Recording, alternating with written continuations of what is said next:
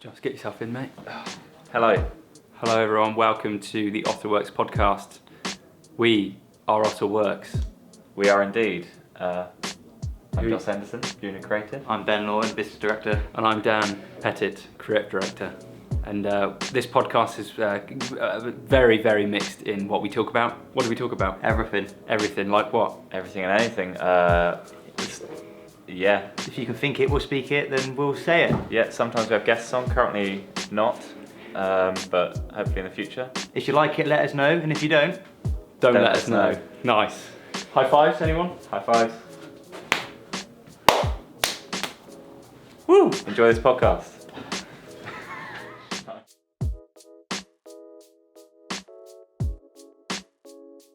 So we got the Polar Media House boys here today. You're like this is the second four-man podcast that we've ever done.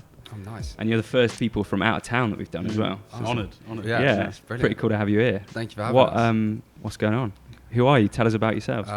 So I'm Connor Crowe. I'm technically the technical director of Polar Media House. Whether I actually know what that means, I'm not sure. But I'm also a photographer and web designer. Sick. Yeah. Brad Wilkins, technically the creative director. We both sort of do the same thing. Yeah.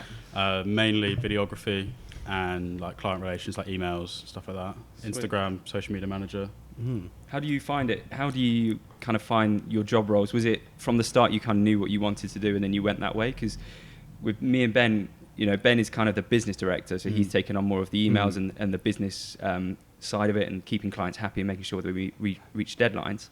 Whereas I'm kind of taking up the creative side, and then that's with Joss as well. Yeah. So have you kind of got separate roles? Are they quite defined like that? Or I mean, I think a lot of the time we do cross over, and I think that was always kind of the point with us. But as we've grown dramatically in the last year, and like we've got a new employee coming back for us in January.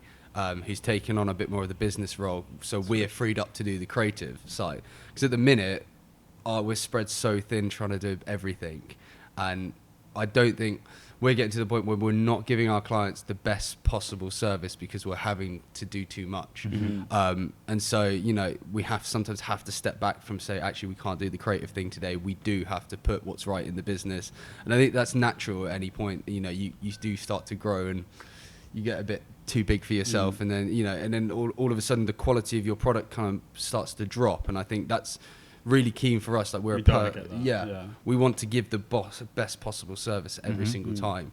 I think it naturally started like I was doing video, Connor was going to do photography, and then everything else was just sort of like whoever picked it up first. So like when we started doing like working with QuickBooks, I just logged into QuickBooks first, and then that's my thing now, doing invoices and all of that. Same with the emails, like Connor's got the emails on his main computer, so it's just like he does some of the emails, I do some of the emails. So it just sort of like fell into place, I guess. I mean, like I'm more of a talker than Brad, so I'll handle the phone calls and kind of talk to people like that. Connor's number's on the it's my phone number on the website, so it's like I'm the one who I'm the one who gets the phone calls throughout the day. So it kind of just then that naturally became my role, and I think you find it quite like I'm awful at numbers, never got a GCSE in maths, so I kind of just avoid that and leave it to Brad, and it works. It's funny, you guys are like, you have your own roles like me and Dan do, but you're also very different. I'm the business side, but I'm really strong in numbers. And I do all the emails and all the calls, whereas you're strictly creative and you're shit at numbers. So I think that's the thing, isn't it? It's kind of weird that you've got this hybrid between the two of you, where you are like taking on a bit of both stuff and managing it all. It must be quite hard though, like trying to separate doing invoicing and stuff and then over into a bit of creative work. I think like, and that's so we originally started the business with 3 people. So it was our friend Quinn, and then he left us to go work for a video game company in London. And then he's now starting to come back to us. He's now a fully qualified producer, and he's coming back to us. And we basically we got an apprenticeship scheme without having to do an apprenticeship scheme. It didn't cost us a penny. And so like, now kind of like naturally having him coming, I mean, we did a shoot with him, on Sunday? Sunday, yeah. And it was the first kind of time we had someone who allowed us to just do the creative side, and he was kind of thinking of the next shot and getting it set up and liaising with the client, being like, are you happy with this?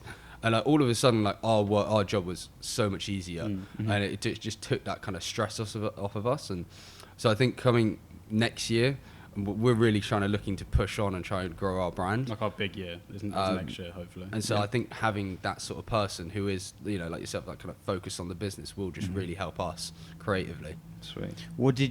How did you boys take the leap at the start? What were you guys doing before work-wise? Were you in the trade? Well, the whole point where we met at school, so we met in photography class. I'm a year older than Brad. Okay. How old are you boys? 21. I'm 20. I've just turned 22. Okay. So, we came out of school. I'd come back from traveling. I've been in Australia, New Zealand, America, and just photographing for fun. And came back and was trying to figure out how to be a professional, because I'd be working for my dad. My dad has a pub. And so I'd be working in the pub, and I was getting kind of like fed up trying to figure out how to get out. Mm-hmm.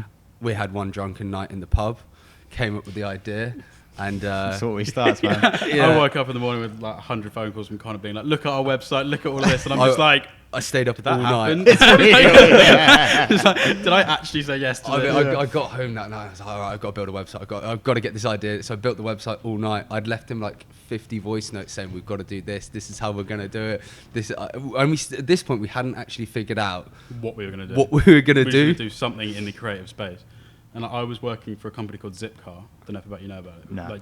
It's just like it's like an Uber, but you drive your own cars. So you just pick up the cars from different locations. Nice. I think they've got like London, Bristol, Manchester. So I was just doing data entry. Just like people were applying for this company, and I was just like sifting through like licenses and stuff like that. And I always wanted to do like being in the creative industry, but I was like, I need to get a job first, because I didn't want to go to uni. I was like, I need to get a proper job. Mm-hmm. And then Connor came with this, and I was just like, I mean, I can't really say no, can I?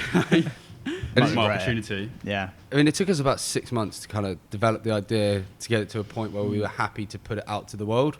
I think we came up with the idea, it was about around my mum's birthday, so November 28th. Yeah. And then April the 5th, we launched the website and kind of put it out onto the world the year later. And like, even like at that point, it was, when we launched it, we didn't actually still know what it was going to be. And then within a week, we shot a wedding. Our first wedding was kind of someone I knew, their photographer and videographer dropped out the week before and was like, could you do it? So we did that. That got us a bit of money. And then our next job was with the company our friend now works for. They're a video developer they developed the Doctor Who video game. Right. And they brought us in, could you do the social media for it? And we were like, all right, okay, so social media is now our thing, so let's do that. Yeah. So all of a sudden we're working on a social media campaign with the BBC, and we're like, okay, this is extremely in at the deep end. I mean, I got sent some 3D Photoshop files. I didn't know how to edit 3D Photoshop files. I was like on YouTube, like, yeah, I can do this, just like say yes, let's figure it out. And it just kind of, from there, the next job came from there, from the next person, and here we are. So what month did you hand your notices in and go full time then? Last June or July. So about 3-4 months after the website went out? Yeah. Because we were like working in the evenings, weekends, just, like whenever we had time. And then it got to a point where like I saved up enough money that like I can go with no money for a couple of months. Yeah. And we can really put ourselves into this. Yeah. And then around September, October, we really started to pick up, and we were both sort of working like all the time. I mean, like, because so we have a lot of contracts with clients, so like recurring each month.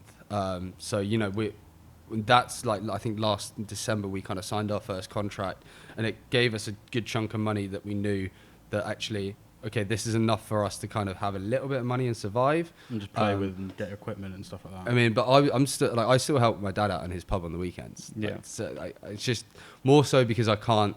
I want to help the family out. Mm-hmm. But no, this is my full-time job now. I earn enough to live from it, which is great. But I know it was a tough one for us to make the decision to make the leap, because of course, we got a lot of people being like, "Are you sure this is going to work?" Because I had a business before this, so I worked with a creative agency. The year I left school at 18, I was offered some shares in a company, and then to help develop a clothing company on the side. And I did that for probably about 6 months, and it went terribly, absolutely awfully. Didn't take off. It was two older guys than me. They're both 26, and they kind of saw my work, photography, and they're like, "Do you want to come help?" And like, they then moved to Manchester, and I was stuck in little old Henley where we are, and it didn't work. So my parents were very kind of skeptic of, is it going to work, this creative thing? Are you sure you don't want to get a job? So that kind of spurred us on, like, no, we have to prove everyone wrong now. That's cool. And I think that's the biggest that's the biggest thing that kind of pushes proving us. people wrong. Not even like our parents were never like, don't do it. They were just like, have you really thought about this? Yeah, it's like, yeah. No, but yes. Like we haven't really like we never really made like a massive business plan. We just sort of just went, let's do this now and we can figure it out later. And that's sort of what our business was kind of built on, just like throwing ourselves in there and just hoping that we can follow it up. And it's worked. And we've now moved sort of away from that because we've got a lot of skills. But at the start, it was just, let's just do this and just see what happens. Yeah. Because we were like 20, like 19, 20. We're just like, if this messes up, like we've still got... Doesn't matter. People are still at uni. Like safety nets are there. Exactly. Yeah, I mean, like, we still both live at home. Like, so, like, you know, we don't have anything huge to pay for other than our cars, girlfriends. You know, they're expensive, but it's fine. That's why I don't have one. It's too expensive. I mean, my girlfriend, she was a huge kind of like, she pushed me. She was like, I mean, I took her away for her birthday and we were in London. I was telling her about the idea for the whole weekend. She was getting a bit annoyed. She was like, you just got to go do it. And we were like, yeah, we do. Because we were just talking about it for so long. It was almost like we were trying to find an excuse to not do. And I think, like, you know, you're trying to put everything in place and you want it to be perfect. And you're like, but actually, maybe just putting it out and learning from it is, okay, it's not going to be perfect, but you'll get more from it. It's such a weird, I think it's such a kind of a great space for us to be. I think we all kind of share the same route into business. And I think it's very kind of current trajectory and a way of moving, because give it like 20 years ago, people like us wouldn't be around. This wouldn't be happening. And it's such a weird thing because we almost share the same path. Like Ben and I were, you know, meeting up in the weekends, meeting up in the evenings, chatting about YouTube and about Casey Neistat, and that was kind of our common. That was our common bond, right? Literally like to a T. Exactly. And Casey was the whole thing. The reason I failed my GCSEs really. In that sort of like spring, like half term, I was just like, that's all I was doing. I found him and I just binged like every single one. It's just his like worth ethic. Was contagious, wasn't it? It's like it draws you, and you're like, I want to do that. I mean, we went on a photography trip to New York with school, and we were walking past like it's Casey's office. Like, that's Dollar Pizza. That's where he goes. And we're just like, this is like what we want to be doing. And I think that's kind of like, and that was what, a year, 2 years before we started this, and that was kind of like, it was always ingrained in us. Like this is what. I mean, the whole point we started like our vlog and YouTube was because that's eventually what we want to do mainly. You know, we still want to do the business side. But like our goals since like 16 has been like YouTube, vlog, like all of that. Yeah. But we like haven't really found like a straight way into it. And I wouldn't say that's like that has to be our end goal, but it's just something that we want to do. Have you found the vlogging? Have you found it's been quite like a positive thing to do for your business? I mean, it's got us some jobs as well. So which is, good. I mean, like I think. We started from you guys, so like watching you guys, like because you were too with it. Well, before Joss was there, like you guys are kind of like the only other brand we saw that was quite similar to ours, or like exactly the same. Like two people like, doing the same thing. This is, I mean, I remember I think you were talking about it, Dan. You were saying like any business should start a vlog. It's a great idea, a great way to kind of show your perception. We're like, yeah, we've got to do it, so we did it. It's hard. It's really hard. I mean, to do it consistently. I don't know how did Casey do it for what 2-3 years straight. I don't know. And that was hard, but we do enjoy doing it. So the jobs you've got from it, is that from people just watching it and being like, oh, those guys are local? Yeah. Because I think it works nicely for us. We're in Old Town. We're probably the only people in Swindon and mainly in Old Town doing this kind of stuff. So when they see the vlogs, and lucky that we're above a bar, so when they walk in, they see the brand above the place, and they're like, oh, they put 2 and 2 together, and they know instantly what we do. So it's a cool little thing that we've got going. Same for you guys. It is, and I think it gives that kind of, because we pride ourselves on being personal, being a personal brand, and like we don't want to be your mate, but we want to come across. We don't want to be like your stuffy business. You know, that we don't want personal. We don't want that relationship, and to put out the vlog, it puts our personal side across and shows who we really are. And I think that's what people love about it, because like I think Dan, you said it again, is that like they instantly already have an idea of who you are before they've met you. And I think that's really important, because like it's so easy now to kind of Google, I want a photographer or a videographer, and Google, you get hundreds and hundreds of things, and they're all the same. The websites are the same. Whereas if you can click onto a website and see a vlog, all of a sudden you get that idea of who they are. Oh, actually, I might like to work with them. And that's been really, really important for us, because that service is so personal. So yeah. How has COVID affected your business? It's been really good. Probably the best thing that could have happened. Yeah. I mean, like, so everything. Well, we went in March, didn't we, into lockdown, the first one. I think that first week, maybe I would say we had planned for 6 months of not working. Like, we can work for 6 months and not do anything. We have enough funds to, okay, we're not going to be paying ourselves a full wage, but we've got enough to survive. That week was kind of like, right, let's sort our website out. Let's kind of get everything in place. Work on us. Started building a new website, and then a week later, inundated on work. People were just panicking. Like social media, like we need something. Yeah, and people would just panic, like we need to get it out now. And we're like, I think we had 3 clients that we had been speaking to for probably about 3 months, and we were like, God, yeah, let's get going. It'd be great for you to get on social media. I think it'd be really good for your brand. No, sorry, it's not the right time right now. That after that week, we need social media right now. When can you come in? When can we do this? And like I mean, we had jewelry turn up at the office. Can we photograph that? We had other products coming in. We had people wanting us to go to construction sites, and we were like, okay, people are panicking. This is great for us. Yeah. Let's just, and we just, because obviously you can't do anything in lockdown. We just worked 7 days a week, all night, just grinding it out. Nice. What's your bread and butter then? Is it websites or is it mainly video? Mainly video. Yeah. I mean, we do. So we got a lot of product photography with a jewelry company that we work for. They get probably every other week. They send us 15 to 20 pieces of jewelry, and we got to photograph that with a model and then put it on their website, all the information for them. So we're their one-stop shop, absolutely everything. Sweet. So that's great for us. That's like our main one. Are they local? Yeah. Yeah, literally right around the corner. So we just like pop in and like drop stuff off, pick stuff up. So good. Yeah, and so that's great. So that we know that's coming in each month, and they're brilliant. You know, they're really open. They say you've got full creative control. Do what you kind of want to do. As long as you're focusing on the jewelry, we're happy. Yeah. Which is brilliant. And then our other one is construction sites. So we have 2 companies that we work for, and we go do almost weekly updates on their sites for them. Sweet. And they send it to their clients. So a lot of their clients are like overseas investment companies. Yeah. And obviously they can't get into the UK right now or won't want to. And so they send them out these videos, and it works great for them. Cool. And what's the turnaround time? So do you go and film a site and then you have to get it edited quite quick? We do a week. So we've got... No one's really said to us like we need it like by this sort of day. Only a couple people, but we sort of try and stick to a week. Yeah. Just to not get like backlog or anything. Yeah. But like if it runs over a couple of days, no one's really like pushing. But like we filmed one on Sunday, a video on Sunday, and we got it edited by Monday night. So we just like sort of grinding that out because I really wanted it. Because they couldn't find another videographer, and we were just like, yeah, let's do it. So we kind of spent like 13 hours on Monday just like grinding out. It's about that, isn't it, sometimes? I think we found that. I think one of our first kind of breakthrough videos that Ben and I filmed was the Swindon Half Marathon. It was just kind of a marathon that was going around the town. And we were both like hanging out our ass that morning. And the night before. Yeah. And we were like, oh, we should go out and film this half marathon. We hadn't been commissioned to do it. We were just like, let's just film it and then edit it and get it out the same day. So then people were just going to be really hot on it. We'll post it on our socials, so everyone's coming to us. They're going to like our page, they're going to follow it. And it got like 100 and, how many? 30,000 views organically in one day. Wow. With no page likes. And they had commissioned a video company to do the video, and theirs came out 9 days later, and they couldn't get any views. So we'd already used all the noise. Yeah. And I think that's just like seizing the moment, isn't it? Sometimes you've got to do that. I mean, like free work, we've done free work before, and it's come off so much better for it. And it's like, no... Because you probably get the same. We get inundated. Can you do it really cheap? And sometimes you have to put your foot down and say no.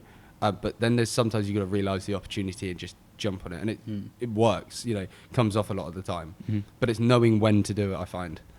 We tend to find we've had it a few times where we do little passion projects like that, where it's just off our own back. It's something that's fun. Like we like doing documentary stuff, so we go and film some of those, and then like 3 months later, a job comes through the door and it's almost to the same spec as what we just did as a passion project, and it's happened about 2 or 3 times now. And it's great to learn from that. I mean, because I think that's what we're doing with the vlogs. I think it's so easy to get into a routine with creative stuff, and it's easy to kind of do the same formula every single week, and it's boring. Don't get me wrong, but so you need to do those passion projects to kind of like try something different or re-spark your creativity, because it is like, as a creative person, to be creative on demand all the time is really draining. I mean, like you can only have so many ideas a day, And if you're working on 5-6 projects at a time, you're spreading yourself too thin. And it's like, actually, I need to just try something else.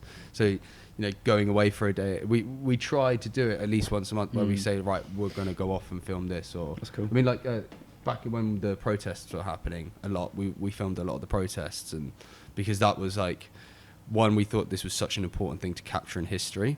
It's something we maybe can shoot. like ourselves as well. Yeah. Just sort of like have this, and maybe like in like 30 years time, we can show this little video and just be like, this is what was happening. Like, coronavirus was like at its peak. Like, there was protests going on. There was such a movement going on. The world was just a crazy place. Where were you filming them? The protests? So we in our local town. We're in like it's quite weird. We're in between two towns, Henley and Marlow. They're very similar, very kind of up-end posh places, and like you wouldn't think there'd be Black Lives Matter protests, but there was thousands of people in each one going. Wow. And it was like, I mean, Henley is a traditional kind of like red trouser, proper posh. Yeah. Henley Royal Regatta. That's Yeah. boat race. Yeah. It's not as bad as it seems, but it is. And like, I mean, it's really funny. So there's all these kids, like a lot of like black kids, and and they're there, and then there's all these old white men, like kind of looking at stuff in their nose up, and they're all kind of like interacting in a really like, you wouldn't think they'd be interacting, but they were, and they were all supporting one another, and it was a great thing to see. It was really mental. Yeah. Because you like typically just like see someone walking over and be like, oh, there's going to be a problem. But there were police around, but then everyone was just sort of getting along. It was like, this is so weird, but so amazing to see. It kind of summed up 2020. I think like doesn't make headlines though, does it? No, exactly. Exactly. And it was really sad, like, because in the local paper, when I sent all of my photos to the local paper, because I knew the guy. I saw the guy taking the pictures for the paper. I was like, this is. I think he was on like a Nikon DSLR, as in like kit lens. Didn't care what. I was like, these are going to be. Just sort of awful. like walking around, just like snapping, like not even looking into the viewfinder. Yeah, and like their article didn't reflect the day at all, and it actually quite annoyed me. And I thought, like, you've almost they were trying to show the divide, but there wasn't really a divide. And there were maybe like one or two people that weren't really like causing too much of a fuss. Our photos were showing that unity, and like they didn't reflect that, and it was upsetting. But that's what the media do, don't they? They're driving the narrative, aren't they? It's all about the views. Yeah, for 100%. them, like, how many page clicks can they get? If they've got someone who looks angry and another person who looks happy, they're always going to go with the angry one. 100%. It's just that I think, especially this year, that this is the year they should have shown the good side, like of the it. real side of everything. But because people are accepting it more, like what actually happens, not what the media sort of like brush up and put out. It's not. It's not. But that's real. the great thing about social media, is you can control the narrative. And like, okay, we put out pictures, and I put it out on and it got picked up on a couple of websites for me with my images. They wanted to write about them, and that was great. But it's that traditional media still is like, they still want to have full control, and they don't really. They want to show what sells. They're trying to sell newspapers, aren't they? At the end of the day. Yeah. Did you go out and shoot at all? There was one extinction. Well, there was one Black Lives Matter protest, which is down bottom of town. But I've only shot the Extinction Rebellion stuff, which was going around these streets around I went here. up to London and did one of those. Was it good? Yeah, it was really. I mean, the guy, in Oxford Street, like the centre, they built this giant wooden tower, and a guy strapped himself to it, and when I was there, a fire engine came in, and literally there's giant ladder, and they're trying to literally take him off of it. Fucking hell. Yeah, it was absolute madness. That's pretty mad. Did you, a little bit off topic, how did you find your worth or your value when you were starting out in business? This is something that we always kind of struggle with at the start. But your price has changed dramatically, isn't it, since when you started out? Yeah. Well, the first one was the wedding, so it was just like, how much do wedding people charge? Right, okay, there's 3 of us. We're here for this many hours. We definitely undercharged ourselves. We've never done a wedding before. Like, we know we could do it, but like, we don't really know what we're doing. And we just, actually, that first wedding, that took us 6 months to get paid.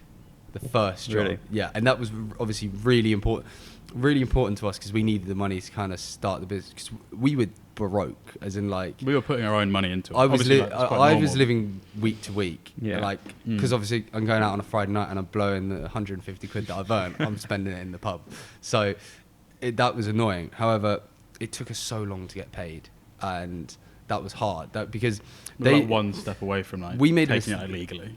Yeah, we made the mistake. We don't want it. This is so annoying. We said we didn't include, when we were writing down the contract to say like, this is how much it's going to cost, we forgot to write in that there's going to be editing time.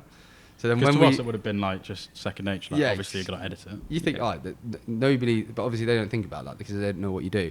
And so when we sent them the invoice and they were expecting like a lot less, and they were like, well, we didn't ask you for editing time. I was like, but how'd you expect your photos to look like? The guy had made a book. They're like, oh, well, we're not happy. We made a wedding album book for them. We made the video, 2 or 3 videos, I think. Wedding speeches, like ceremony. Yeah. And then like the actual, like a full day video. Fucking hell. Yeah. Like, there was so much. Like the whole 9 yards. Yeah, we were like, let's do everything so they have no reason to dispute what we're doing. And then they did. And we were this is something you could have charged 5, 6, maybe £10,000 for if it was like a high end. We charged them £1,500. So completely under what the market value should have been. We were there from 7 in the morning until 9, 10 at night. Yeah.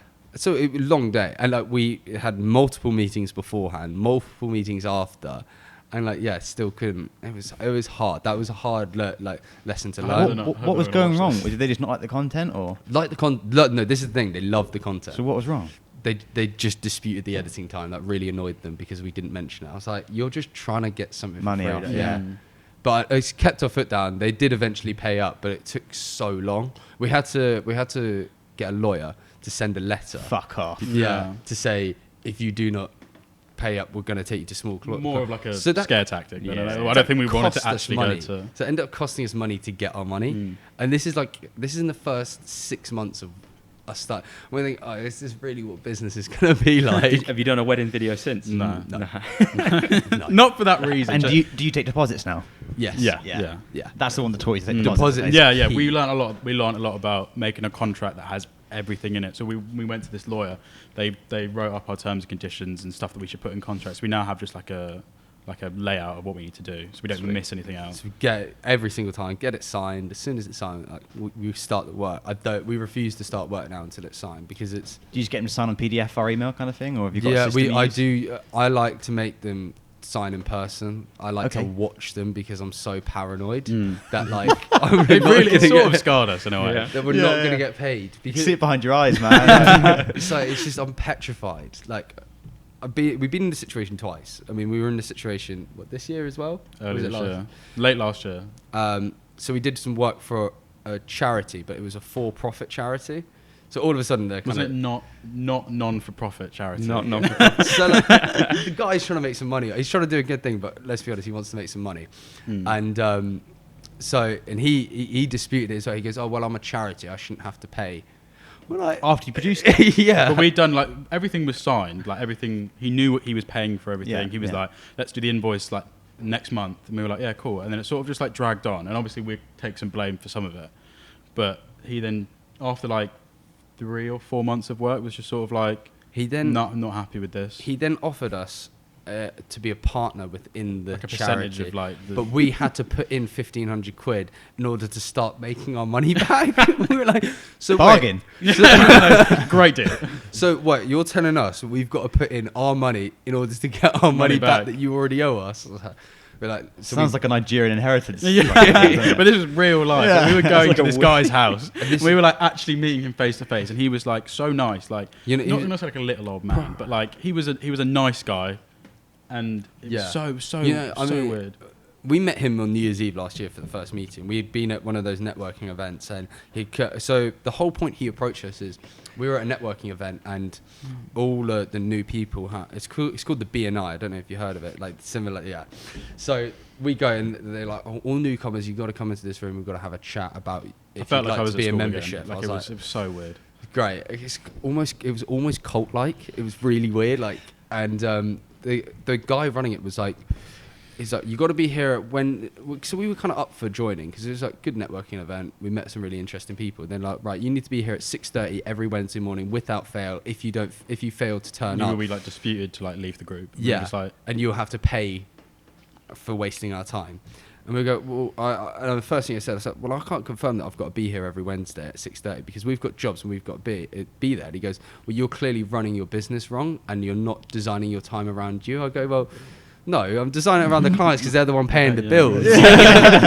And not you. Yeah. It's I'm paying a little amount to come here. Why would I come here? So then this guy We'll call him David, but he's not called David. We'll call him Dave. That's bad because one of our clients is called David. And he was like, "Oh yeah. That was horrible what that guy said to you. That you shouldn't. You're clearly a young business trying to start out. I'd love to help you guys out with some work." So he was generally, we thought, "Oh, this guy's lovely. He's really nice. He's going to be great to us." He told us about his like business plan. We were like, "This seems cool. Like helping people out, like making a little bit of money on the side." Like he's like, "Yeah, I want to get young people involved. I want to give them their chance to get going." All an act. It was like, is it all a scheme? All a scheme. And then it got, not like a bad scheme, but like looking back on it now, it's like he got nasty towards the end. He was like, and it was like, how it just shows you don't take people at face value. Sometimes like, you've got to. But we thought we knew him. Like we were emailing him like every day, like phone calls like once a week. Like we felt like we knew him. How did you resolve it? Just sort of left. We left it. Wouldn't pay up, so it was going on for so long. We cut our losses. I mean, we spoke to quite a few of our clients who were like, can you give us a bit of advice? Because we still so young a business, had no clue like how to handle. And one of our bigger clients, the jewelry company, she was like, "Look, I've had similar situations. Your best thing to do right now is don't waste your money on a lawyer because he's going to carry on disputing it, and it could be 2 years of you battling it in a small court for." Connor was getting quite worked up. And it was starting to like really... he was like calling him and stuff like that. So I was never like luckily like not on the end of it, but Connor was on the end of just some like horrible things he was saying. We were just like, we tried to do our best. Like we've done like some really good work. What was it? Stop being a dick. That's basically what it got to me was he goes, "Are you just some kids wearing some t-shirts with your logo on?" And I was like, "Are you serious?" Like that. And I remember if you're gonna be, I remember saying to him on the phone, "If you're gonna talk to me like that, I'm just not gonna reply to you because you can." Talk to me like I'm a businessman and talk to me like you're equal. Just because you're older than me doesn't mean you're better than me. Yeah. Like, show me some respect. I was like, we have done all this work for you and we've done it to the requirements that you would ask for every single time and gone above and beyond. So we have earned your respect. Like, I'm not going to be shouted at down the phone. And I remember he just started shouting at me then and I just hung up. Did he use the content that you made? No. Some of it. He started to use some of it, like the logo, and then because we made his logo for him and then... Does he still use it today? Don't know. I haven't heard anything from him. I think it's failed. I think probably the idea's failed. His idea. So the whole company was called Mad About Dementia. So it's a whole. It was going to be like a whole scheme about. Poor choice of words. That. Yeah. We were just like, yeah. It was trying to help people. It was for families who's either just been diagnosed with dementia, right? So it was going to be like an online hub of information, of videos and content. Like, what would you do if your dad got dementia? How you look after him, how you talk to him about stuff like that. So it was actually, we sort of wanted to get into it because it's a good thing to do, and then we sort of to see more about what his motive actually was. And it just became, as time went on, it showed that it was becoming more about the profit than it was the actual thing. And when he started talking more about the money, about how much money he's put in, how much money he wants to make, and it was just sort of like actually, this is really is he in it for the right reason? Yeah. And does that align with what you guys do? Exactly. And it's like, we wouldn't mind working for a charity at all. Like, we want to do our bit, but not when it's not got the right motives. Yeah. Fair enough. With so when it comes to networking, do you go to networking events? Not anymore. Are you not about that? Well, okay, so not on purpose. Not on purpose. Yeah, I think at the minute we haven't been taking any clients on, really. Yeah. I mean, we're at a point where end of summer. Like we said earlier, we're trying to give out the best possible product. We can't really afford to bring anyone else on now until we have another person who can help us spread the workload. Yeah. So we haven't actively been looking for business. Still got new clients though, which is a bit weird. Like, yeah. People just seeing our stuff on Instagram and just we want to work with you, and we're sort of like, why would we put money into like all this advertising? But now we see sort of the benefits from it. Yeah. We have got 5 clients from meeting people in the pub and getting drunk with them. Nice. So it is worked out better for us to go to the pub and have a beer than it has been to spend on advertising. Fuck yeah. It has worked. So, because I'm quite good at talking to someone and explaining our brand. Once, Connor loves talking business. I like talking. Once I've had a pint and I've loosened up, and I can explain that a lot better to you than I could in writing an email or creating a post on social media. So that's what we sort of said. Just like if someone comes into a meeting and meets us personally, we've got such a better chance of like actually getting to work with them rather than just sending an email, because everyone can just send an email. But we feel like we can talk about ourselves properly, fully, and get to know, because we want to do the personal brand sort of thing. So we want to get them like buy into us, not just like buying the content basically. It's just like kind of like buy into like our whole thing is being personal, being connected. It's like we want it to be. We don't want it to be like a transaction, like you're buying something from us. We want it to be like a partnership. That's so hard to get across in like an email. I mean, what about you? What do you guys? Do you guys go actively searching or networking events, mate? Talk to me. At the start, I went to a few networking events. How'd you find them? I thought it was all fucking bollocks. Yeah. I recently had a new client invite me to a BNI network. Yeah. The second one I've been to, it was this morning at 6:30, ironically. Yeah. There you go. And it's a Wednesday morning. Yeah. And I only went out of respect for this new client. Okay, maybe I was too young and naive back then. I'll give it another go.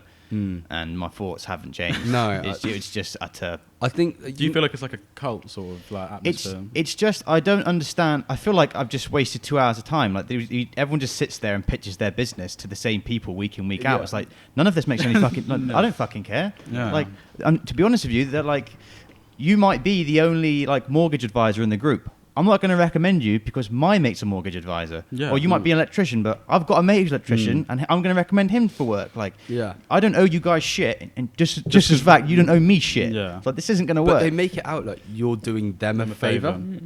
They want you to pay for a service which you can get by just being a nice person. And just talking to people. Yeah, it's so weird. Just be open and chat and have a few beers at the pub and you'll fucking land clients. Yeah, 100%. 100%.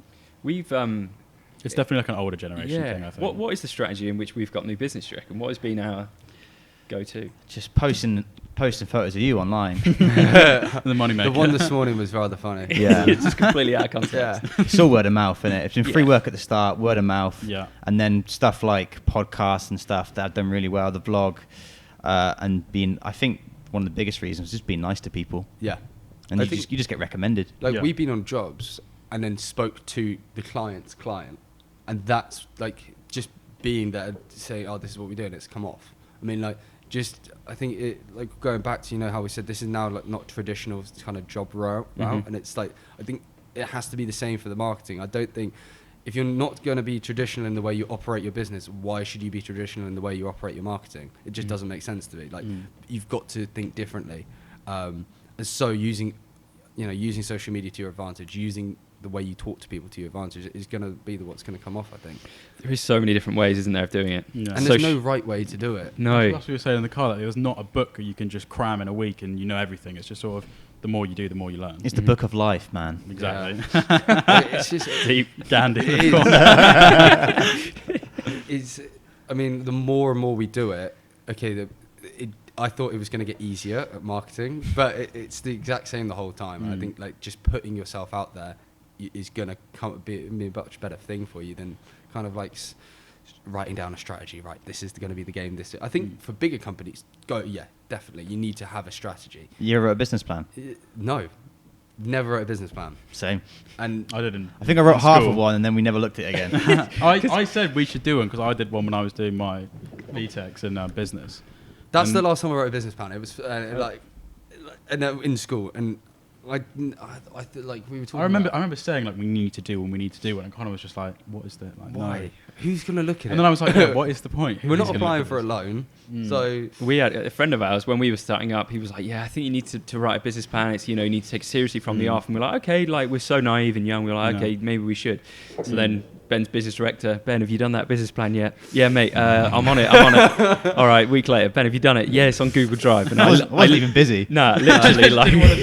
Well, I was editing the one that I'd made at school, just sort of like putting our names in the certain places, and I was like, I clearly don't want to do this. There's no point. Like last year, Brad was doing a course, like a marketing course, an online marketing course, and I was just sort of learning about stuff that one I already knew, and stuff was very outdated. Yeah. And I was just, why am I here with a bunch of people that are like 30, 40, like 50, like trying to sort of change their learning your culture, basically. Yeah. And I'm just there like, I'm doing all of this stuff already.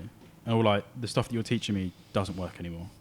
It was a Make weird sure thing. to hashtag everything. Yeah, it's like they've been dead for a long time. I mean, because we got hashtag things ironically. Maybe that will work.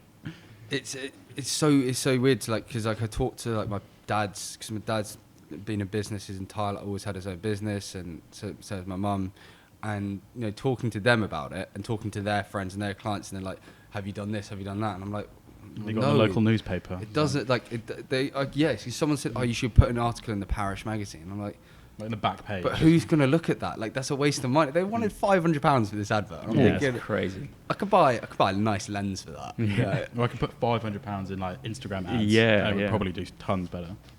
Have you spent much on ads and stuff for work, or? We try. We probably do a couple £100 a month maybe, and see what happens. I like a post that we're really proud of. We're just like, we're proud of this. We want people to see it. Get anywhere? So. Get somewhere. I mean, we had a couple things come off, but again, like, we're really bad at trying to grow our Instagram. Like, we keep that. We're gonna do this, and then like we kind of just you get caught up in work, don't you? And it's I think in the new year when we've got Quinn back on and we're trying to, he can do a bit more of the business side, we'll probably focus on it. But it is hard. Are you guys on LinkedIn? Yeah. You run it much? Brad loves LinkedIn, like yourself. It's the fucking place, man. It's great. We got one the other day of LinkedIn. Yeah. Someone tagged me in a post, and I went, "This is awesome!" Like, I never thought LinkedIn would be this sort of thing. Because the reason I got on LinkedIn was when I left school, I was just like, my dad just said, "You need to do this." Trying to get a job. And I just was like, "Cool, this is just all right, Dad." this is a dad thing. This is what my dad's makes. It actually looks like business Facebook.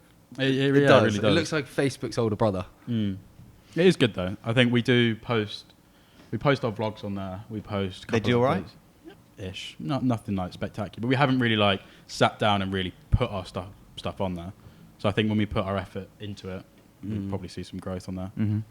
We've used it a bit, and I think Ben's always been the face of Ottr on LinkedIn, and it's always kind of paid off, hasn't it? We've had a few posts, the Gymshark one recently. The Gymshark one, love that. I actually bought some Gymshark after that. Yeah. Did you really? Well, I was thinking. I was thinking about it. Like, I was always looking. You need an affiliate link now, don't you? Huh? You need an affiliate. Fucking do. You need a promo code. I was always looking at it. I was like, when I was at the gym, I was like, it's just those guys wearing Gymshark. It's just those Instagram guys. And then I saw you wearing it. I was like, maybe it's all right. It is so good. It's fucking so comfy, man. Yeah. I'm surprised you're not wearing it today. Literally got it, and then like for a week and maybe 2 weeks after, just was in. I got the hoodie and I ordered the trackies to go with it, and I was like, "This is fucking bomb."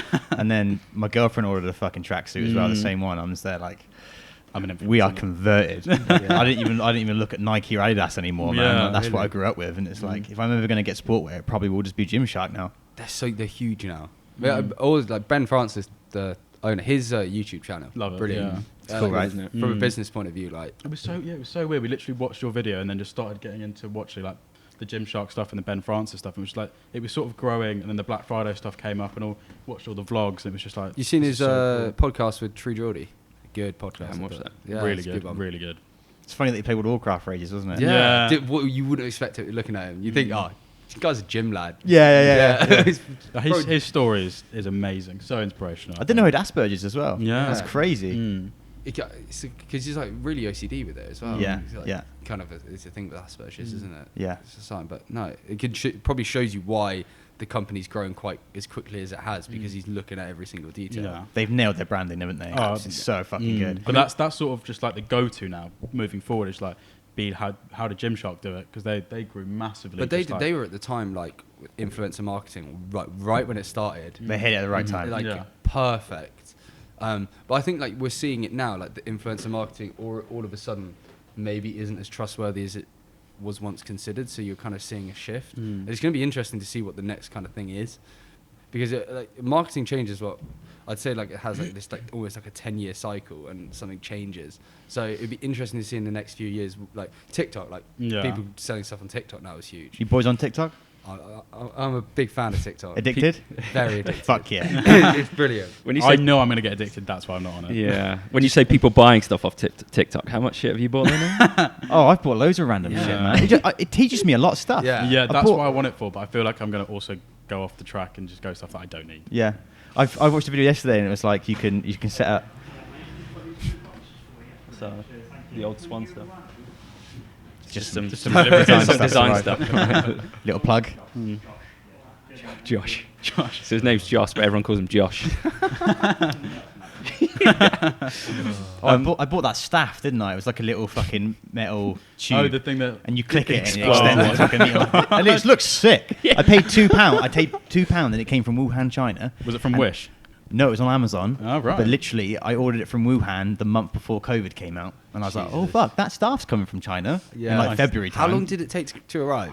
90 days. Jeez. Kind of forgot about it, didn't you? I emailed them, I was like, it hasn't arrived yet. Like, okay, sorry, we'll send you another one. And they both arrived at the same time. So then I had 2. So I think I got one at home somewhere. Just like around the bedroom. Just for a rainy day, yeah. Like, fucking come in my house, man. Like, let's go. Who do you boys go to for inspiration then? So like you were saying about Ben Francis podcast and stuff like that. Are you into podcasts? Like YouTube channel? You guys are the direct. Yeah. You are my most watched podcast on Spotify rap. Yeah. Wow. What do you think of the podcast? I really enjoy it. Yeah. It just feels like I'm watching like us. Yeah. Just sort of like things we do and things we want to talk about. That's why we want to do a podcast. Yeah. Sweet. I mean, what we were saying, like, because you were like you said, it's like you're the first kind of people we've seen put themselves out online that do what we do. Because you're like, we find there's really big agencies, and then there's freelancers, and then there's no in between, and we were like, I mean, for the first year, we got into you guys after you did the Zach and Jay video. Oh yeah, so cheese rolling. Yeah, and very jealous of that. I mean, so like that kind of like from there, and then we didn't like model ourselves off you, but like we took inspiration from like your type of business. We were like, sure, because it's something to actually see, whereas.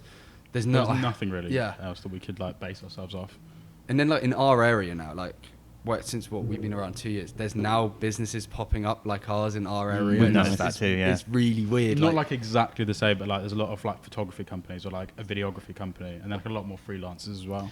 I'm noticing there's a lot of freelancers coming into either video photography as a one-man band, but their prices are just like Fredo prices, man. It's like, and it's hard to compete with. Like, but quality-wise, it's not. But it's like they're gonna do a video for £200 and they'll spend a day shooting, 3 days editing, and it's like you'll work out your hourly rate and be like £2.50. Yeah, it's like there's no profit in this. No. I mean, like we were talking about, like if we want to kind of expand to where we want to be, we need to be earning like a minimum of like £500 a day for every. Yeah, that's kind of like where you need to be if you want to grow. So you can't be charging a video for £200. Nah, and you've got to be like it's going back to knowing your worth. And like all of our equipment, like that adds up. Like that's what we want to try and get across to people. Like when we come in and do shoots, like this is the reason we're charging what we're charging, because we have expensive equipment that we do need to upgrade at some point, and it is devaluing by like the day. What's your main camera? Blackmagic Pocket Cinema 4K. Nice. It's a good camera. Yeah, so we have that. We have the Zhiyun Crane. Brilliant. Again, works. We had the Ronin before, the Ronin S on it. Good. It didn't fit the Blackmagic. The Blackmagic is so wide. Yeah. And it's like when you have it to balance it just couldn't balance. So when we got that, it just now it's so good. Nice. But yeah, we had the Blackmagic for ages and never really properly built it out because like we didn't really know how to because we were still learning, and now it's like finally we've got it to a point where it's working great. It looks amazing. Like we did the first shoot last Thursday when we had the new screen, the handles, like the V-mount battery. Like nice. And we first time we were just like, this is good. Yeah, we're the real deal. It was a relief because like before we've been so like we making it work, just sort of just like getting it by until we could like find out how to do it. Yeah. And then like Black Friday came around, we were just like, let's just do it. Do it. Like we need to just buy everything, because if we just start buying like the handle and the screen like separately, like it would just feel a bit like uneasy. But then we got everything together, so it feels like complete now. What's next on like the wish list, the big wish list? Too much. We're thinking we're probably going to get another Blackmagic, but we're going to get the 6K version because it's got autofocus. Because I use shoot on Canon, so missing that sucks then. Yeah, so we want to be able to use, because the lenses are so expensive, we don't want to have to buy 2 sets of lenses. Yeah. Like, I'm sure you know the problem. Like it's annoying. So we're probably going to buy another one of those. But then I really want the R5. I really, really want it. Is there one of you who's a bit who wants to spend the money, and then the other one who's a bit like, no, let's hold it back? Yeah, I'm gonna take it. Yeah. I mean, because I'm really into like the gear, and like I'm always seeing what's next coming out. Whereas Brad's not so much into that, so I'm like, right, but this is what we've got to buy. This is the next thing. Yeah. Yeah. I think it kind of works a little bit like that with us as well. Yeah. I think it's more extreme in the fact that you don't want to spend money ever. I'm not saying like don't spend it. I'm just like, are we definitely ready for this? Do we definitely need this? Like, just making sure that it's a. Brad is the most he can't make his mind up ever. It's because when I was younger, I was such an impulse person, like an impulse buyer. And then I just sort of like flipped and went, I actually need to think about this before I actually buy it. Yeah. And then it's just gone completely the other way. And it's like, I'm like, he's like, oh, I don't know, should we? And I'm like, no, we're pulling the trigger. Let's go. Let's do this. I'm getting better at it. Just being like, okay, we have the money. Like I can see it. Like we're going to be fine if we spend this money, and then it's fine. But also, like I'm luckily that I'm normally the one who's in control of the bank account. So I like, yeah, baby. So because I really should be, but. Because Brad's like with you logged into the app first, and we can't get 2 people on our app. Yeah, the worst. It's the exact same issue like we have. talking to a mirror. Like, that way. And so like, it was so annoying. I was like, "Can I not get on the app yet?" And he's like, "No." I'm like, "Are you telling the truth? Yeah. Like, can I actually not just get off dry beefer." Yeah. But also, it's quite a good thing because I think I would be better in control of. Yeah, probably. Yeah. We're bad. I think I'm quite good with money. Yeah. I like money, so I like having it. Maybe. I just thought I like to spend it at the same time. When it builds up too big, I'm like, damn, we need to get rid of this because we're just going to fucking pay Boris Johnson so much. Yeah. Like, we need to start spending it. And you're like, oh. But that's I'll be sending Dan gear on Instagram and stuff. And he's like, I don't think we need any of this. I'm like, what do we need then? Like, fucking buy something. Let's get another Land Rover. Yeah. I mean, it's like, do you have an accountant? Yeah. Like our accountant's like, right. He's like, should we spend money on this? He goes, yeah, just spend it. I'll figure it out. Just do it. Like the more you obviously the VAT getting that back is great. Yeah. You've got registered now. Yeah. That was a big shock for us when we did that. Yeah. And then It takes some getting used to, doesn't it? I mean, also like it's only even recently we were like, why do we only owe this much? But we spent, and we're like, because obviously like VAT is deductible and. It just makes no sense to me. That's why I hand it off to the accountant. So we like put so much in our VAT account, like thinking that we're going to have to pay it all, and then he comes back to us and it's like half the amount. We're just like, because you've been buying stuff. Yeah, it was like, because we save for every job the 20%. We put it into a separate account, so like it's just there. And I'm so paranoid at like a lot of my friends do that. I'm so paranoid that we're not going to have enough money to pay the VAT. Because so my dad's pub, like he always has a huge VAT bill. It's probably always over 50k. Fuck. And like it's like he's always like scrambling to get it together because like he doesn't know. And because he still does on paper. Because he's a pub, he just gives so us a lot of things in like cash a big stack of paper. Whereas we're all digital, so we know absolutely what's going in, what's going out. But I'm so paranoid that we're never going to have enough money. So comes along and our VAT bill's £1,000 less than I've accounted for. I'm like, right, Brad, we can go spend all this money now. That's bad. Boys, tell me about this. What's the crack with the new hats then? Oh yeah, so I'd say it's a passion we're in project. a hoodie as well. Yeah. We got Moments. It's a company called Moments Labelling. A client? Yeah, they are a client, and they approached. Well, we've been working for them what now? 6 months. 6 months, yeah. And we kind of got to start talking to them about how, potentially doing something, and it took us a long time, but Look good. Yeah. But we finally, 18th of December, we're launching a collection. Sweet. Sick. So yeah. More because I think we've always wanted to do like our own sort of clothes. We've sort of done it like I've done it with a company, and you've done it with a company before, like as a freelancer. So we sort of just wanted to do our own thing, sort of just for our mates as well. Like Yeah.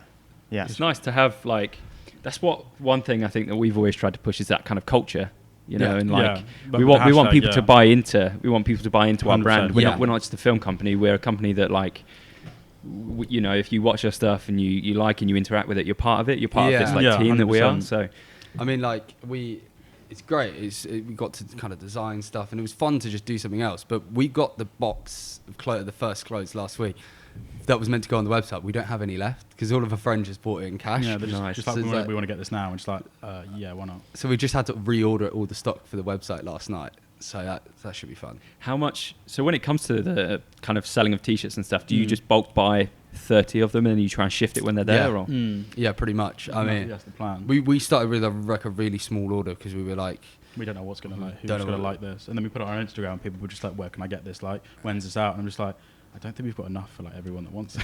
Yeah, that's cool. And it worked great. So hopefully it goes well. But it's more, we want to kind of, we're not going to do more for ourselves. Like, we're not really looking to like turn over massive profits. It's just sort of just like a fun thing to do. Yeah, it's cool to see people wear it, isn't it? Yeah. Like the weirdest thing, like one of our friends that does it, the guy that owns Moments, he goes to uni in Newcastle, and he was just saying he went to the library and he just saw someone that he never knew, like doesn't know, and just went up to them and went like, I like that t-shirt, and he's like, oh yeah, it's really cool from this cool company, and he just said like, that's me.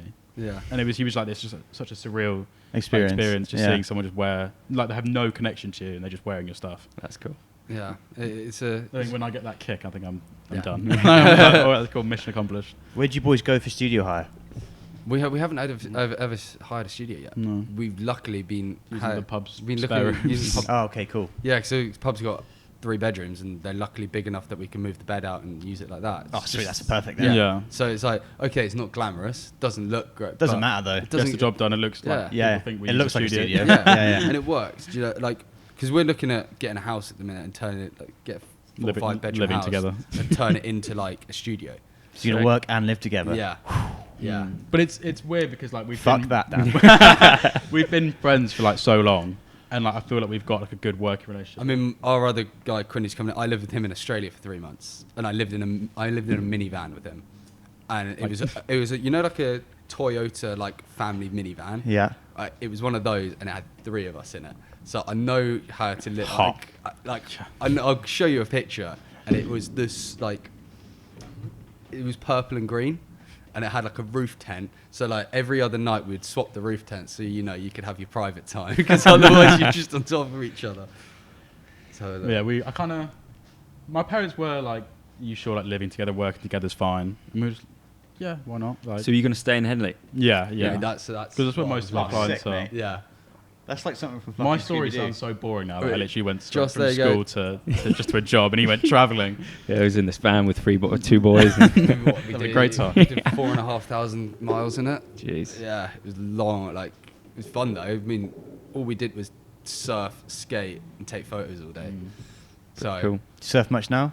no, I actually haven't surfed since I came back. I haven't surfed haven't had a so chance. long, yeah. I mean, it was great. I mean, We keep saying we need to go to Ireland to go surf. yeah. I mean, like, so my whole family's Irish. I've got Irish passport. Whereabouts? So my dad's from Limerick, Okay.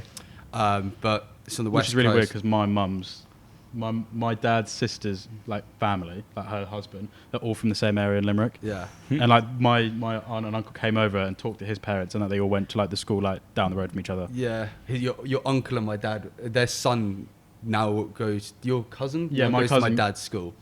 That's like, and I've never met any other person who knows where this is. Yeah. So then to like start talking It's to, so weird. yeah, it's bizarre. But no, they got huge surfing over there in Ireland on the west coast, like some huge waves, and that's where I kind of learned. So we want to get over there and do some filming because it's so Pretty cool. beautiful. We went surfing. We had a National Trust shoot. Oh yeah. We were How like- did you get the National Trust shoot? That's so mad. That was cool. Yeah, that was a great gig, and we still do a little bit of work with them at the moment, like design work. But they're kind of on the Burner at the moment. they're on the rocks a little bit as Yeah. a charity. I think they're Yeah, I struggling, but Yeah, they keep buying places. They keep getting loads of loads of. I think there's like 2 huge houses like around where we are. Really? And they've just got those, and we're like, how are you affording it? I think a lot of it is donations. So a lot of Yeah. like rich families or whatever are like, we can't afford guess to keep so, yeah. this. Yeah, We'll just yeah. give it to charity. Yeah. And then it's like, oh yeah, now you have to pay for all the bills. Yeah. But we had a shoot down in Cornwall, and we were like, right, we added like another day on the end of it, didn't we? Was it that shoot? Yeah, instead of like driving home at like 6 p.m, we just head up and stay another night, and then Yeah. the next I think day we we went to definitely do Torquay. that, Yeah. Torquay, I've seen surfing in Torquay. It's good. It's really The good. Torquay? Newquay. Newquay, sorry. Newquay, Yeah. done Newquay. Fistral as well. Beach, yeah. Yeah, That's that's pretty where Boardmasters Festival is. Mm. Yeah, done that. I mean, I got did that a few years ago. My friend's dad headlined, Wow. so we got to go backstage for the whole week. Do you want to say who it is? Jamiroquai? Do you know Jamiroquai? No. Yeah. So that's, Jamiroquai, yeah, pretty yeah. big. Our That's your friend. dad's friend. Yeah. Cool. My mate, Our friend's one of our dad. best mates' dad is the drummer in Fair enough. Jamiroquai. So I grew up with him my whole life. So we're like from like the age of 4, we were going to these concerts, and I thought it was normal for everyone to go backstage. And then it wasn't until I got older and started going with friends, I was like, oh wait, we can't go back No there. free drink. When are you going to film a festival then? That'd be pretty cool to like tour with them and do like a film. We did. We did. Well, Yeah. I did one. Brad. So Sorry, Brad. No, it was. he went on holiday. You were on holiday, weren't you? So I left. So last year when I booked to go to France, I booked it a month before we were supposed to go away because I was like, I'm going to leave it as late as possible, so in case any work comes in that we can do it. And I booked it, and the day after, this band messaged us being like, oh yeah, we're doing Truck Festival in Oxford. Do you want to come like do films, like come backstage and stuff? And I was like, are you kidding me? I literally left at the last minute. It was so annoying. So I was just like on holiday, just like flicking through Instagram, and he was just backstage. Like Lewis Capaldi's like. Met Lewis Capaldi. Met one of your favourite band's idols. Sick. Yeah, I Nice. was chilling with them backstage for about they were smoking far too much weed. Yeah. It was very fun. I mean, yeah, loads of bands. It was good. It was like, they were like the first act of the day, so we then got the whole day, like just in the backstage area. Nice. And like, because I always wanted to do music, like music photography. Yeah, and that was just such a surreal opportunity. Like, actually, so I was like on the stage when they were performing. There's like 2,000-3,000 people. It makes me more upset. You're talking about this. And like I got the biggest adrenaline rush from it. I was like, I don't know how they feel, but if I feel like this, I felt like I had just played the gig. I was like, this is so cool. Yeah, 'cause it was like 11:30 in the morning, and they were like at this small tent, and they were like, oh, no one's gonna come, like it's fine. And it was just like more people. It was packed. There was mosh pits going on. What was the band? Dolly and the Dinosaur. Dolly and the Dinosaur. So they're just sort of like a they're a local band. indie rock. Indie rock, yeah. Sweet.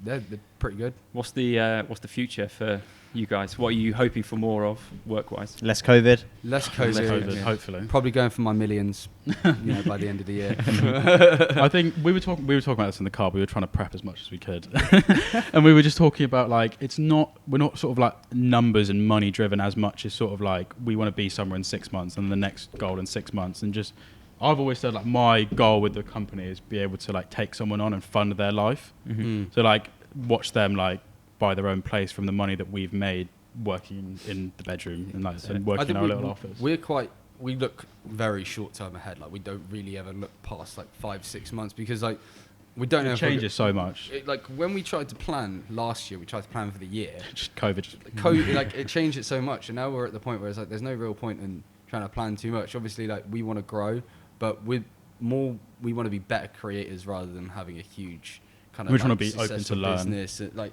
we want to just become better at what we do because we're nowhere near like the level we want to be at. Mm-hmm. We're still learning, and I think that it's key for us to learn more. Yeah, I think our goal is learning.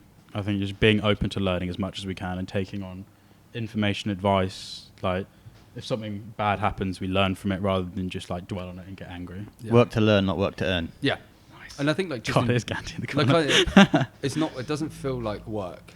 It's fun. It's like, and like we don't work. We don't have a set work day, so we kind of work when we want, not like we have to work. So it's like as long as it's done by when it's done, it's fine. If it carries on feeling like that, it's just a couple of mates hanging out. I'm happy. You know, I like we don't need the big kind of office. I think we're quite simple people. So. Mm-hmm.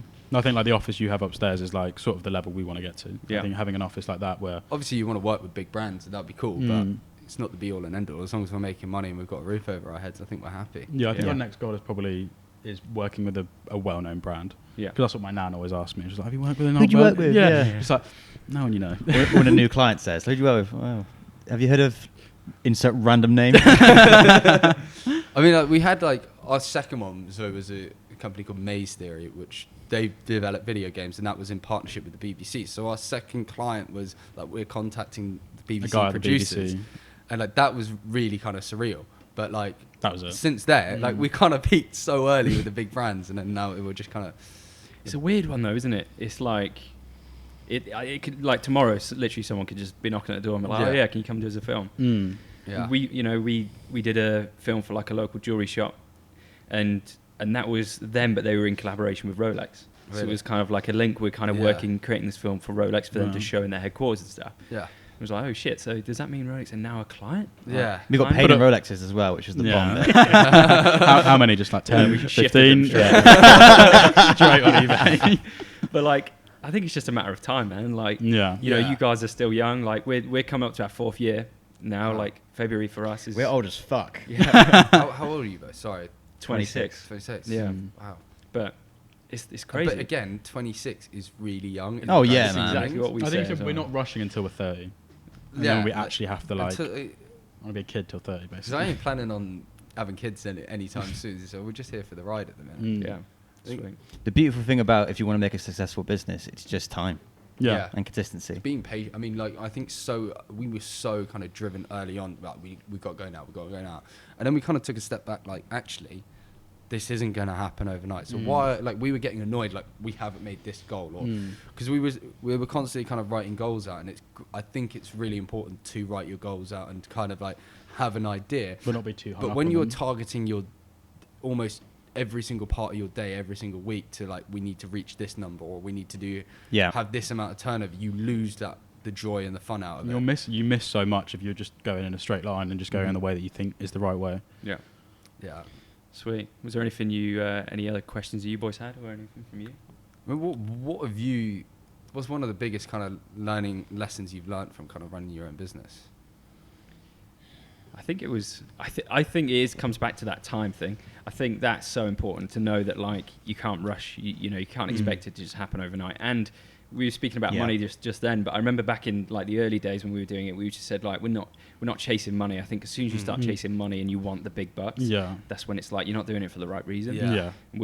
I think we're just grateful that we're here daily doing this thing that means that we can get up. And we were like, I think the first year of work I was still getting up at like 8 o'clock, getting into work for 9, working till 5, because I was in this like weird mood of being like, right, I have to work 9 to 5 because that's normal. No, but it's like, no, it's not really. Like you're in this world of creativity and just do it when you can. You're your own boss. Just do what you want. Brad loves to work like 8 till 5, 6. I love to work like 5 till midnight. So it's like we love to work different hours. And the best thing is I get to do that. Because my part, I get distracted so easily. So like when like there's people there, I ain't getting my work done. So when you've all gone home and I can work at night and just like my creativity just ends up flowing. That's why we started like working from home, like half and half. Like there'll be like a week or two that I'll just be at home, like take my computer home and just work from home, just so we can both just have our space to just sort of be as creative as we want to be. Sweet. But then there's like this week we were kind of just together all the time, just sometimes you need it. I think that you need to be able to bounce off people, but then having the willingness to be able to kind of do the two things is great. Nice. Well, yeah, thanks boys for coming on. No, thanks, pleasure. Yeah, it's been really good. Your podcast is coming soon. We're working on it. You can honour. January, I think. Yeah. I think we've said it. It has to come. Now it's on record. We'll get you guys on it. Where can people find you, boys? What's your hashtag? Well, your handle? At Polar Media House. On everything, I think. Yeah. YouTube. And then www.polarmedia.com. Yeah. Polarmediahouse.com. Shit. Yeah. Well, we had a client the other day. We were looking at on his website trying to get his email to send him some stuff. Wrong email on his website. So we were like, that's so important. Got to have everything right. And people keep calling us Polar House Media. Yeah. We're Polar Media House. We get OTTR. Yeah. How did you come up with the name? That's tequila. Yeah. Nice. But like Ottr without an E, it's just.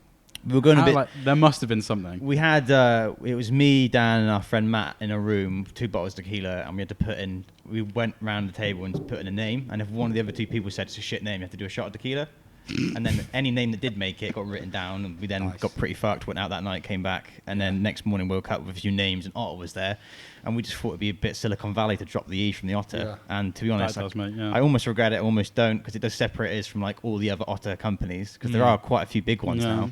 There's one when you do Google Ottr, it does come up with like there's like a stock or stocks and shares, and there's like some stock company. Yeah, but we'll be on there one day. You won't be going public anytime soon. One day. We get like Polar Bear Media and stuff like that. That's quite a common one. Polar Bear something. Yeah, it took us Where'd you get it from? Is that the similar story at the pub? Pub, yeah. Yeah. I mean, we were stuck on Polar for a while. We like Polar. The brand, like the Polar Skate Co brand. Yeah. I was trying to just really into that. And I really like the idea of media house. I don't know why. I like to be in the idea that we are a media house, and then it kind of lets us do everything. Sort of just doesn't box us into anything. I think because it's so easy, you could be like film or production, whereas media kind of gives you a bit more broad. And while we're figuring out what we want to kind of specialize in, it gives us a bit more creativity, right? It takes years to find your feet, doesn't it? Realistically. Yeah. Still finding ours. I mean, like, we were talking about this like yesterday. What do we want to kind of be known for? But there's too many things we want to be known for. So I think just be known for like a good, personal, like reliable brand that can do a good job for you. I think, like if you go to them and just give them a project, they're like, yeah, we can do this. Sweet. Yeah. Cool. Nice one. Nice. Thanks, boys. Cheers. Cheers, lads. Thanks for having us on.